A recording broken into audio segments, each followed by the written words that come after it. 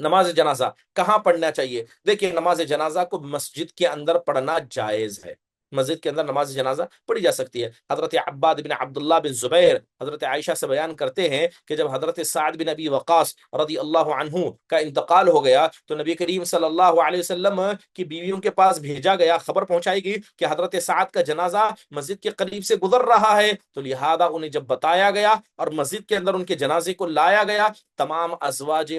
مطہرات آتی ہیں اور اپنے کمروں سے باہر نکل کر مسجد کے اندر آ کر نماز جنازہ کو پڑھتی ہیں، ٹھیک ہے۔ اور حضرت عائشہ نے کہا کہ نبی کے زمانے میں بھی اور آپ کے بعد بھی جنازوں کو مسجد کے اندر لایا جاتا تھا، یہاں تک کہ آپ نے کہا ما اسرع الناس الى ان يعيبوا ما لا علم لهم به عاب علينا ان يمر بجنازه في المسجد وما صلى رسول الله صلی اللہ علیہ وسلم على سہیل بن بیضاء الا في جوف المسجد۔ کہتی ہیں کہ آج لوگوں کو کیا ہو گیا ہے کہ بغیر علم کے وہ لوگوں پر عیب لگاتے ہیں کہ ہم خواتین